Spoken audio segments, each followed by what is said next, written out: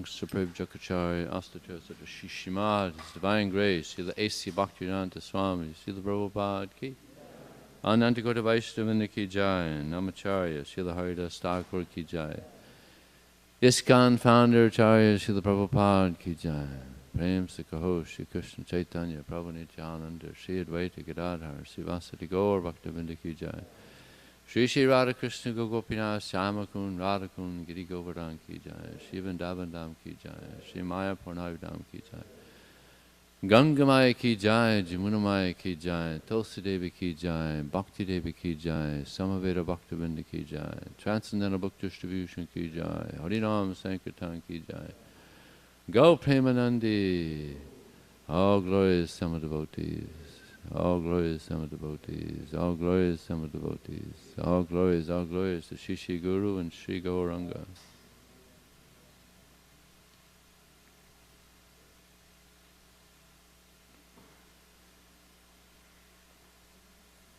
Om Namo Bhagavate Vasudevaya. Om Namo Bhagavate Vasudevaya. Om Namo Bhagavate Vasudevaya. So we're reading the Srimad Bhagavatam, Canto 9, Chapter 4, Ambarish Maharaj offended by Jarasa Muni, text number 70. Tapo vidya cha vipranam nishreyasa hare ube ta eva dhurvini tasya kalpate kartar anyata tapo vidya cha vipranam Nishreyasa kare ube te eva durvini tasya kalpe kandur kalpate kartur anyata tapovidya cha vipranam nishreyasa kare ube Ta eva dhurvini tasya kalpate kartur anyata tapo vidya cha vipranam nishreyasa kare ube ta eva dhurvini tasya kalpate kartur anyata.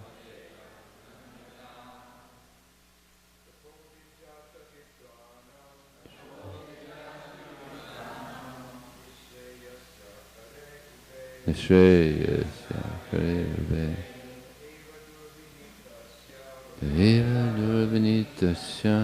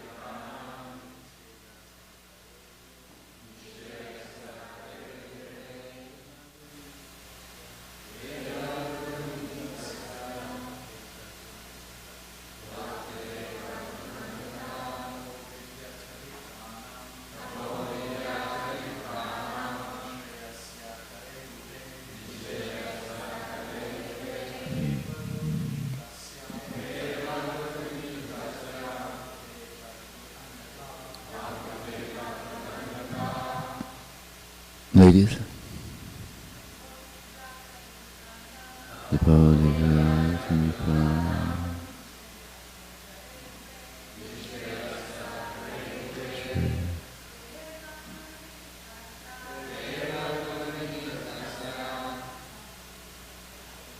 Kalpate Bhakti Kartaranyata Tapo Vidya Vipranam Nishaya Sakarupa Eva Dharvinitasya Bhakti Kartaranyata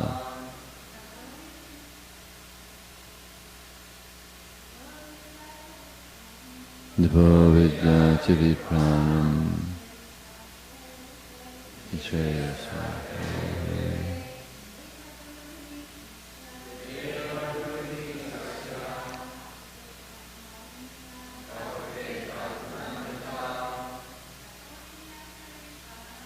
Tapo Vidya Vipranam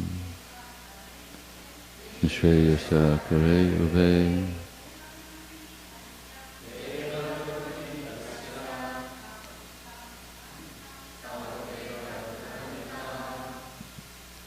Tapa, austerities. Vidya, knowledge. Cha, also. Vipranam, of the Brahmanas. Nishrayasa, of what is certainly very auspicious for upliftment. Kare, are causes. Ube, both of them. Te, such austerity and knowledge. Eva, indeed. Durvinitasya, when such a person is an upstart. Kalpate, become. Kartu, of the performer. Anyata, just the opposite. Translation and purport by His Divine Grace Srila Prabhupada Ki. For a Brahmana, austerity and learning are certainly auspicious, but when acquired by a person who was not gentle, such austerity and learning are most dangerous. Purport. It is said that a jewel is very valuable, but when it is on the hood of a serpent, it is dangerous despite its value. Similarly, when a materialistic non-devotee achieves great success in learning and austerity, that success is dangerous for all of society. So-called learned scientists, for example, invented atomic weapons that are dangerous for all humanity. It is therefore said, Munina Bhusita Sarpa Kim Asau Na Bhayankara. A serpent with a jewel on its hood is as dangerous as a serpent without such a jewel. Durvasa Muni was a very learned Brahmana, equipped with mystic power, but because he was not a gentleman, he did not know how to use his power. He was therefore extremely dangerous. The Supreme Personality of Godhead is never inclined toward a dangerous person who uses his mystic power for some personal design. By the laws of nature, therefore, such misuse of power is ultimately dangerous, not for society, but for the person who misuses it. Om Jnanatamrandasya Giranjana Salakaya Chakshram Malitam Jena Tasmai Shri Gurave Namaha Mukham Krotava Chalang Pangunlang Hayate Gurim Yatkripa Taraham Vande Shigarum Dinataranam Vanchakalpatubhyascha Kripa Sindhubhyevacha Paditanam Bhavanebhya Vaishnavebhyo Namo Namaha. Jaya Shri Krishna Chaitanya Prabhu Nityananda Shri Advaita Gadadhar Sivasati Gaura Bhaktavinda. Hare Krishna, Krishna Krishna, Hare Hare, Hare Ram, Ram Ram. Hare. So here in the word for word, it says that this austerity and knowledge is very auspicious for one's upliftment, for one's spiritual upliftment. But if it's misused, it can be very dangerous, as we're seen here. And here also, it's mentioned here in the translation, Krishna or Narayan, he says that if one is not gentle, then this is what makes it so dangerous. If one is proud.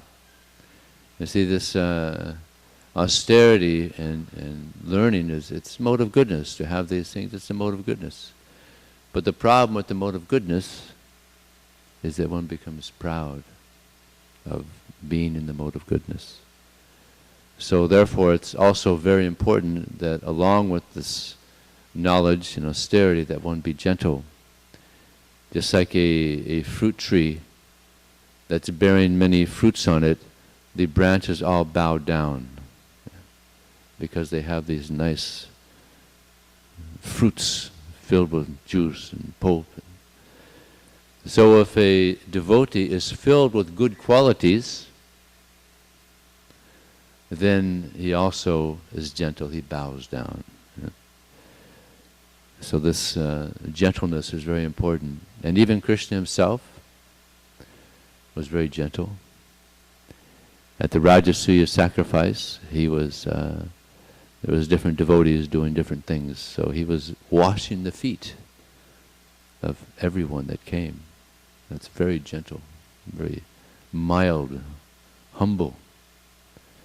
And when King Yudhisthira, when Krishna went to go visit King Yudhisthira and the other Pandavas there in Hastinapur, when King Yudhisthira saw Krishna, he got down to pay obeisances to Krishna, but Krishna got down before him to pay obeisances to him, although he's God. So even Krishna, he's gentle, he's mild, humble. And Lord Chaitanya Mahaprabhu, also, when he was in South India, he came to one person. He was going around, he was preaching and chanting and dancing, and so many people were inspired. So he came across one person who was extraordinarily ecstatic. He was just so happy in the association of Lord Chaitanya Mahaprabhu. So Lord Chaitanya asked him, "Who's your spiritual master?" He said, "My spiritual master is Madhavendra Puri." She said, "Oh, that explains it. That's why you're so happy." So then Lord Chaitanya went to bow down to him, and he said, "No, don't bow down to me. You're a sannyasi. Please don't do it. No, you're my God. You're my spiritual master's god brother. So I must offer respect to you, like I would respect my spiritual master." So Lord Chaitanya is also very gentle, and this is the result. Actually, if we take this process seriously, that will also somehow become gentle. So this austerity and this knowledge, it can be a big pitfall. There's one instance within our society of one devotee. He was on a traveling party. They were going around. They were distributing books. 6 devotees, a library party. And this one devotee, no need to mention names, but he was very austere, extremely austere. He would only sleep maybe 2 hours a night, and he would have all his, he'd get up at 1 o'clock in the morning and chant all his rounds, and he was only eating once a day, and even that was not very much. So he was very austere. But he started looking down on the other devotees. They're sleeping so much, eating so much. What is this? They're not very devoted. So he started looking down on the other devotees. And therefore he kind of separated himself from the other devotees. And eventually one of them came up to him and said, we're going to split up. The party's going to split up now. We're going to go different directions. And he said, "Well, why?" And he said, "Because of you. Because you've created so much, it's just become so cold in the party. So basically, because of you." And he felt so bad. He felt so bad. He had no idea. So then he completely changed his whole program. He was still austere, but not as austere. And he started being very respectful to the devotees, and somehow he was able to save it, and they were able to continue on with the library party. But he saw the result of being too austere and letting it go to your head, you know, and looking down on other devotees.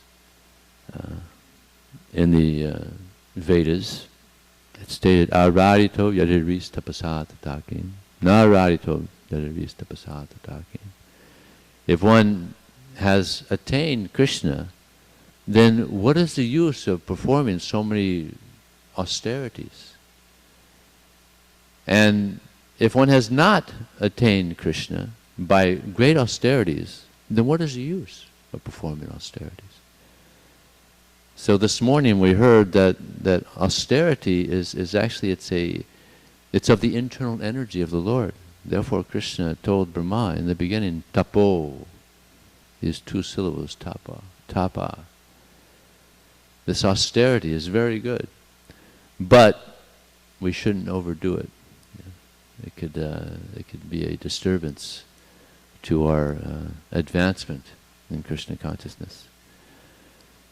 And knowledge also. Sometimes devotees become very knowledgeable, and it can be a disturbance. Therefore it's stated one should not read too many books, because one can become bewildered. We have so many nice books that Srila Prabhupada has kindly left us. If we just read these books, then we're doing just fine. I've come across many devotees they're reading other books now that were not given to us by Srila Prabhupada. And many of them come up with different concepts of our philosophy. And I'm just thinking, I'm not going to read anybody's books but Prabhupada's. Because you can get bewildered by reading all these different books. Even there may be books from some of our acharyas in the line, but they have different ideas about, different thoughts. So we have to be very careful. So, and also many sannyasis came to America before Srila Prabhupada came, and very knowledgeable. And they even had knowledge of Krishna. But they wouldn't give any information of Krishna. They would hide Krishna. But Srila Prabhupada, he never hid Krishna. He was always giving Krishna. He wanted everybody to learn about Krishna. So therefore book distribution was the main activity when Srila Prabhupada was here. Still, it's an important activity, but it's nothing like it was when Srila Prabhupada was here. Practically everybody was distributing books. So it's important that we let people know of the glories of Krishna. I haven't said this story for a while, but it's a nice story, so it's worth repeating. For those who have already heard it, you'll appreciate it again. My favorite pastime of Prabhupada. In India, the devotees were traveling around India. This is back in 1970. About 25 devotees. Prabhupada had asked the temple presidents from different temples around the country to send their best men, because he's going to spread Krishna consciousness in India now. So they were traveling all around India, having so many programs. Call them as dancing white elephants. People were amazed to see the Europeans and the Americans chanting Hare Krishna and dancing. So they went to one city, Madras, in eastern India. And there was one minister there that very much liked the devotees. So he invited the devotees to stay at his house, and he gave them a whole flat. He had a big house, so he gave them a whole flat. So the devotees were all living there. And this minister was very fond of one of the devotees, and that was little Saraswati. She was about 3 years old. She was very enthusiastic in Krishna consciousness. She was preaching and she was dancing and chanting, extremely enthusiastic little girl. So this man, he wanted to give a present to her, so he gave her this solid silver murti of Krishna. And she was very happy to have this solid silver murti of Krishna. So she was admiring it. And then she set it down and went playing in the house. And Prabhupada said to him, you know, this is very nice that you've given her this murti, but it's very expensive, and she's a little girl, she'll probably lose it. So maybe you can give her something less expensive. He said, yes, I have just the thing. So he went to get the other murti. Meanwhile, Prabhupada had taken the silver one. So then Saraswati came back,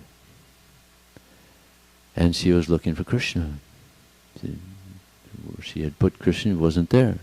So she asked the devotees, where's Krishna? I put Krishna, he's not there, where is he? So Prabhupada immediately caught her mood, and he said, well, go look in the bedroom. Go look in the bedroom, probably there. So she ran into the bedroom looking all over for Krishna, and came back, no, Prabhupada, he's not there. Go in the kitchen, maybe someone put him in the kitchen. So she went in the kitchen, she's looking all over the kitchen. No, Prabhupada, he's not there. Oh, I wonder where he is. And then Prabhupada said, go look in the other bedroom. I bet she's there. And she went looking. Now she's getting an anxiety. And Prabhupada started chanting a verse. Hey Radhe Vraja Devike Chilalite Hey Nanda Suno Kuta Shri Govardhana Kapapada Patale Kalindi Vanye Kuta Gosantarvati Sarvato Vrajapare Ke Dharma Havi Valo Vande Rupa Sanatana Raghuyugo Sri Jiva Gopalako. That the 6 Goswamis of Vrindavan, they were looking all over Vrindavan for Krishna, the son of Nanda Maharaj, and Radharani, the daughter of King Vrishabhanu. They were looking in Govardhan Hill and Jamuna, looking everywhere. Where is Krishna? So she had this mood, just looking everywhere. Where is Krishna? Where is Krishna?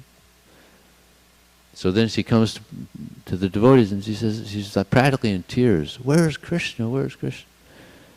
And then Syama Sundar, the father, says, Saraswati, who has Krishna? Then it dawned on her. Prabhupada has Krishna. So then she went to Prabhupada, she paid obeisances. Prabhupada, you have Krishna? Yes, I have Krishna. And by then the man had returned with another murti. And he gave her this more colorful, one of those clay, more colorful murtis of Krishna. And she didn't even notice, she was just happy to have Krishna. So this is the one time Prabhupada hid Krishna. And what was the result?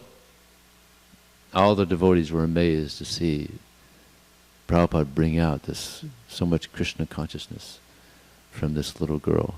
So it increased. When Prabhupada hides Krishna, it increases everyone's Krishna consciousness.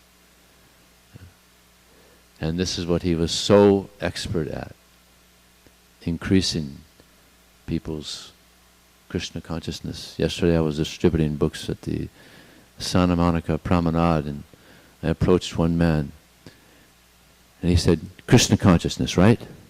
I said, yeah, I have the books. Yeah. And then a half hour later I approached another man. Krishna consciousness, right? Yeah, I have it. I'm amazed they know this term, Krishna consciousness. Because we're known as the Hare Krishnas, but a lot of people know this term, Krishna consciousness. because Prabhupada wanted everybody to be conscious of Krishna. So this is the goal. But because Durvasa Muni, he was kind of separated from Krishna. He wasn't so Krishna conscious. And therefore it stated, Boyam duktiya binivesitasya isadapetasya vipariro smati. That when one forgets Krishna, then he becomes overwhelmed by fear. And because of being separated from Krishna, one's conception of life is reversed. Instead of thinking that one is the servant of Krishna, one becomes the competitor of Krishna. And the only way to nullify this misconception is to again engage in the service of Krishna.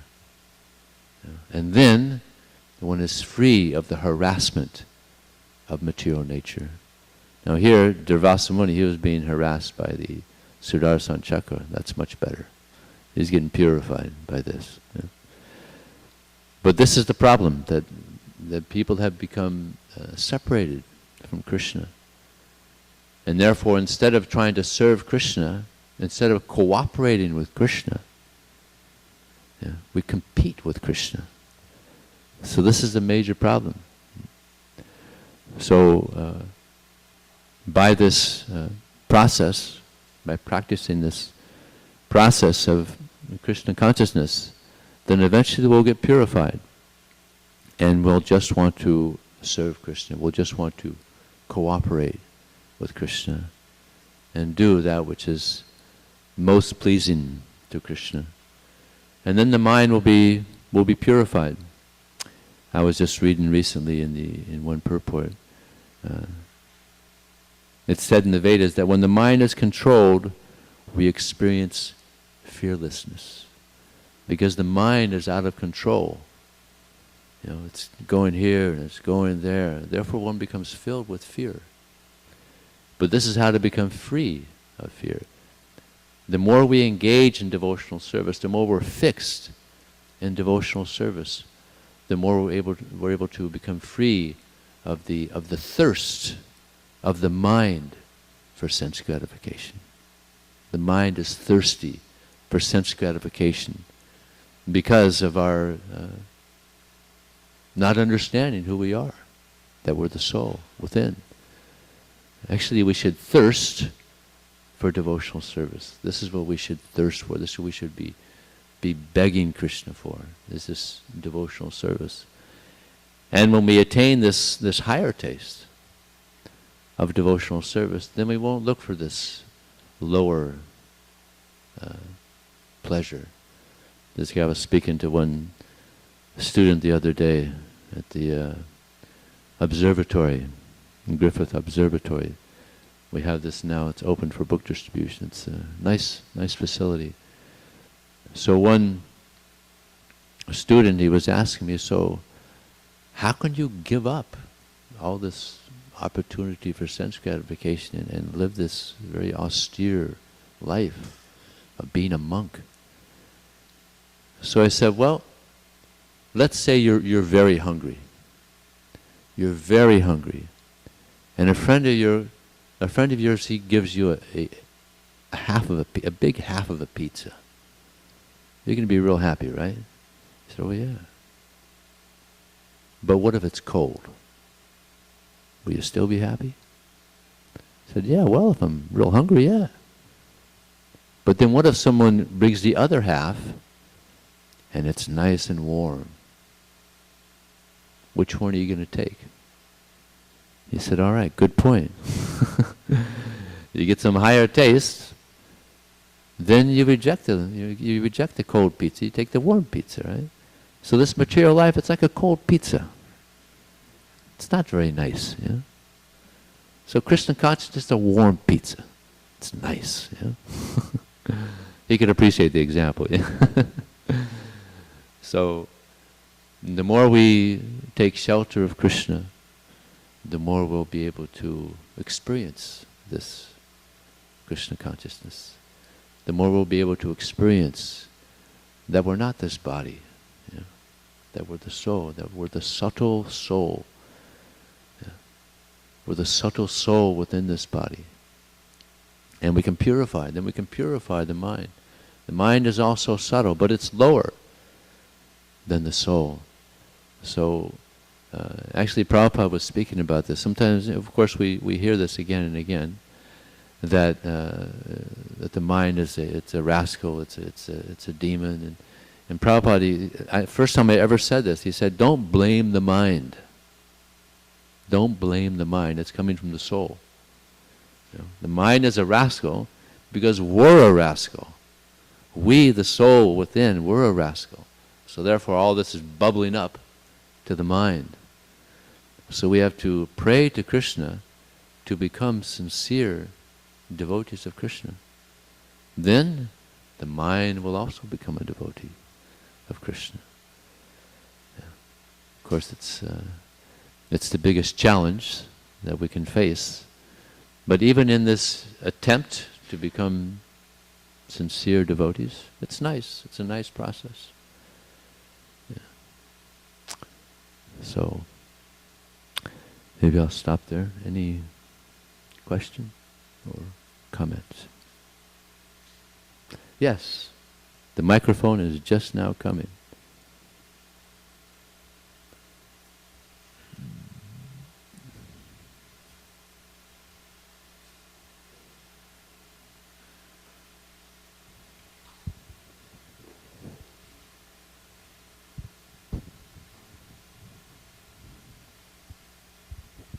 Hare Krishna, thank you for a wonderful class. You said that you only read Srila Prabhupada's books, and I had heard that Srila Prabhupada instructed his disciples to write books about Krishna consciousness in order to inspire others, especially for beginners. Maybe reading a Bhagavad Gita with a lot of Sanskrit can be a little overwhelming. And reading a book like The Journey Home by Radhanath Swami or Watering the Seed by Giriraj Swami, do you find that these books are not valuable, or that they are only for beginners coming into Krishna consciousness, and to inspire them on the path, and then as you advance to only read Srila Prabhupada's books? Or that we can't learn from each other? Yeah. Thank you for bringing that up. Yeah, for clarifying that. Yeah. Devotees that are connected to Prabhupada, those books are wonderful. And therefore also we have BTG articles, so many wonderful articles coming from devotees. And yeah, The Journey Home, I read it twice, it's wonderful. So yeah, it's all right to read books that are by devotees that are very connected to Prabhupada, because they're in his mood. Yeah. So yeah, thank you for bringing that up. Thank you. Yes, Amala Bhakta Prabhu, or Amala Bhakta Prabhu's books, also very, very nice. A little plug for Amala Bhakta Prabhu. And Dutta Karma's books, also wonderful. Thank you. I was going to remind you about that. Okay. Seriously, thanks for a very wonderful class. And in regard to Kumi Yoguni's question, the point that Srila Prabhupada would often make and emphasize is that there are many books coming from the Gaudiya Math in which the Siddhanta is not always the same, meaning the conclusions, and the process is not always the same, and the basis for initiation is not always the same. So there were complete differences which could only confuse devotees, and if they practiced these other forms, could also get them into some difficulties and to some troubles, especially dissensions with other devotees. So that was one particular aspect.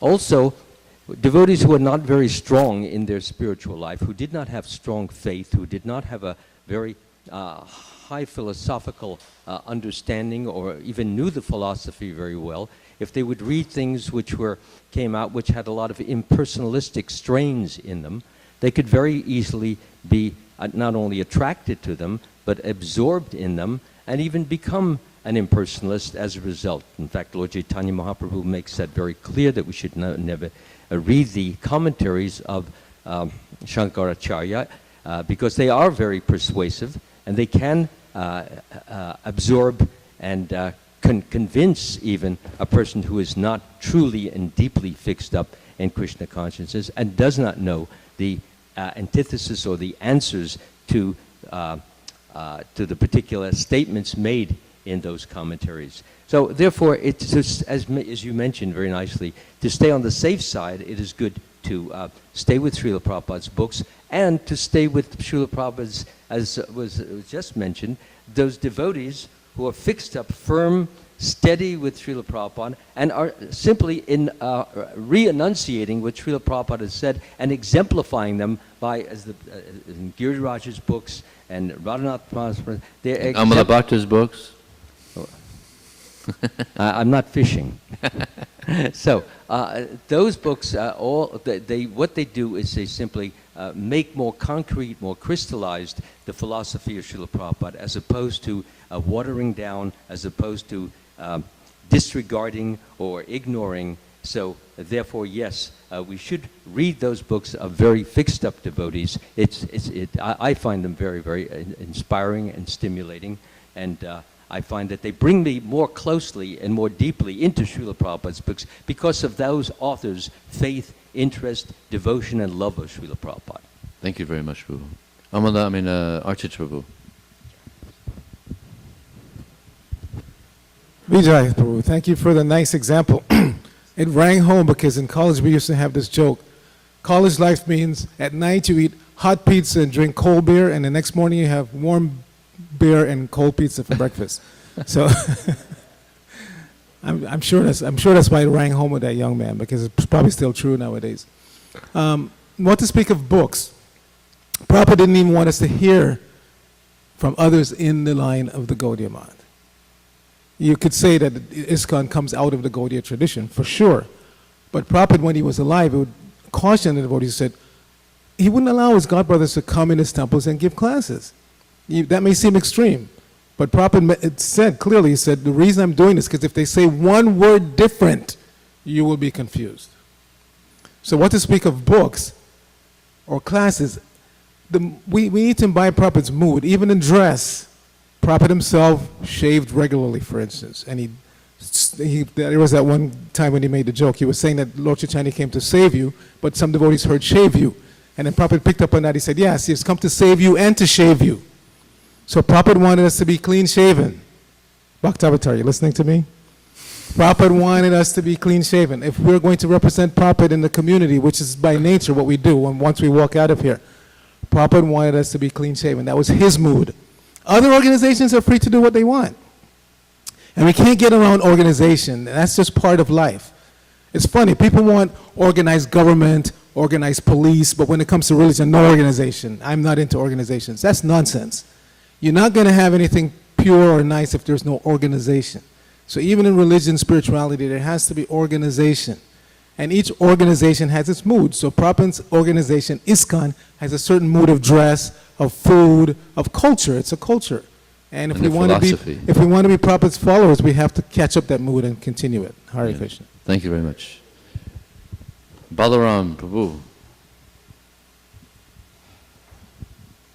You don't need a microphone. Thank you for your class, Vijaya Prabhu Ki Jai. So this is a real life story of it's pure devotee syndrome. My guru, they called it pure devotee syndrome. When the devotee gets this syndrome, he thinks he's pure and everyone is Kanishta. This is very bad. So this happened with one Sanskrit scholar that was actually translating for Prabhupada. This is a real life, and he was there. And this devotee actually went back to Prabhupada and said, Prabhupada, could you bless me that I will find my guru? Prabhupada initiated this devotee. And you know what Prabhupada blessed him? I bless you that you will find your guru in 60,000 lifetimes. So this is, and then after that, Prabhupada wrote the different temples and told him that this devotee is a snake. Beware of him. That this is a snake. Yeah. You have to beware of this. Yeah, so that's why the verse is dangerous. If this knowledge is acquired by one person whose heart is totally contaminated and not purely blessed, purified fully, he can misuse. Just like Hitler got some of this knowledge, and he's very contaminated. So this is a very important knowledge, and in the hands of a serpent, it is very, very dangerous. Yeah, thank you. Hare Krishna. Srila Prabhupada, he once said that we should know his books like a lawyer knows his law books. So we should really learn Prabhupada's books. And not necessarily, we have so many books, not necessary to go off into other books. Yeah? Not necessary. Okay, thank you very much. Srila Prabhupada ki jai.